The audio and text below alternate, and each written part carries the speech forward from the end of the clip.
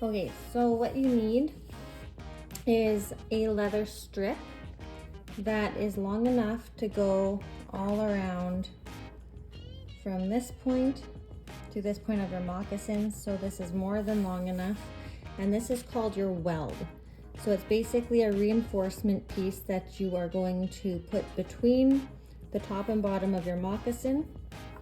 You'll sew it in there, and it'll make sure that your leather is nice and strong and that's not going to come apart.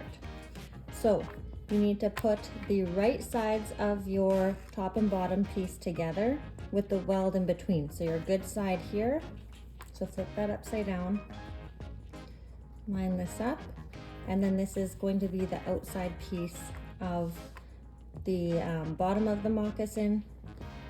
So you just line these corners up, and then you're going to whip stitch all the way up until this point. And at this point, you're going to be doing your pleats all the way around to here, and then whip stitch all the way back down. So I like to start it off with doing a knot, so that this is not going to come apart. And you'll notice that I don't use a leather thimble. I like to press my needle down onto something. With 3 pieces of leather, it can be tricky to get the needle through. And then you want to line this up. Make sure your stitches are very similar, about right there. And then you're pulling each stitch tight. So this is the benefit of doing this by hand. However, the disadvantage is it's extremely time consuming. And that's why people charge so much for handmade, hand-stitched items. All right, so I've reached the point where I'm gonna start doing my pleats. And this is the part that most people struggle with. I'm just gonna put my needle in here and go around just to anchor the thread for my first one. So what you're going to do is you have your weld piece just along the bottom like this, and then you're basically just bunching the leather and then sewing it in place.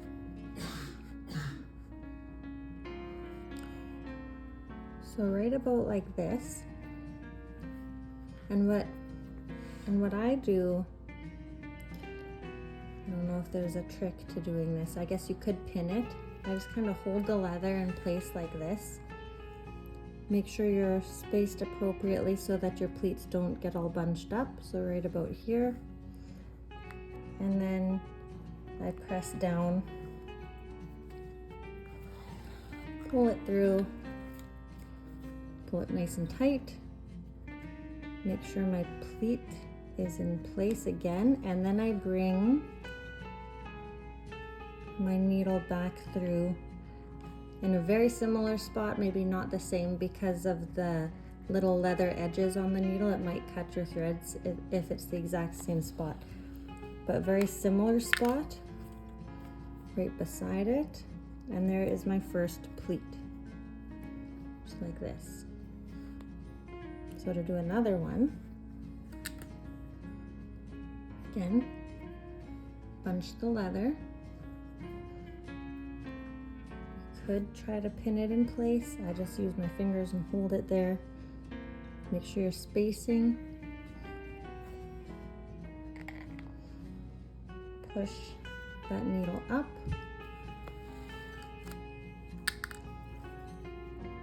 Pull it tight. And then go back through one more time to make sure it's held in place properly. The other reason that you might want to do this is so that your pleats don't become unraveled as you're going along here. I'll show this one more time. Make sure your pleats there, your weld is in between.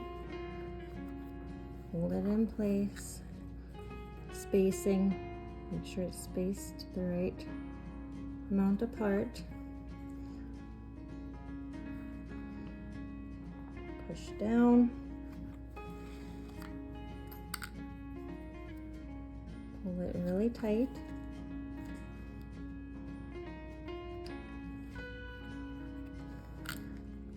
And then go up through one more time in a similar spot.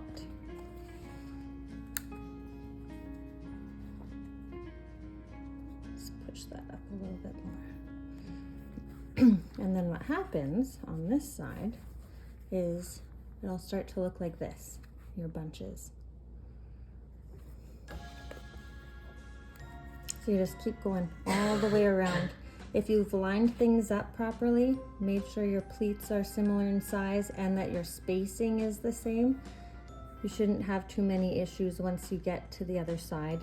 If you end up bunching your pleats, you're going to end up finishing them way too soon and the end won't line up properly. If they're too big, then you also won't have enough leather at the end to meet at the end like this. So you can see if you line this up, you have all of this material to work with for pleating right now. And if you'd like, you can put a pin there so that you kind of have an idea. So I'll finish the pleats and then I'll start the video again once I get to the end of that. Okay, I lied and I didn't get to the end yet because I wanted to just try something out. If you are doing pleats for the first time, instead of holding it with your fingers, it might be beneficial to clip it in place right about there. And then keep your spacing. And bring your needle up. So this actually worked pretty good. So if you're not able to hold that leather in place with your fingers, you can just move this clip along one by one. And I think I got these off Amazon, but you can also get them off Temu if you're willing to wait a little bit longer. They come in a great big container of them. There's 200 pieces in here. So that worked pretty good. All right, now I'll meet you at the end. Okay, so I've kind of reached the end of my pleating and I do have a bit of a problem because you can see that if I line up these corners, I actually have way more leather here. Now this is something that can happen when you're not paying attention, which I clearly wasn't, with my pleats, and I made them maybe a little bit bigger than I should have to reach the end. There is a way that you can kind of fix this without having to go back and take everything apart, and that's to kind of make this bottom part tight and keep the foot part a little bit looser when you're doing the rest of your stitches down to the bottom, and hopefully we can get it to line up.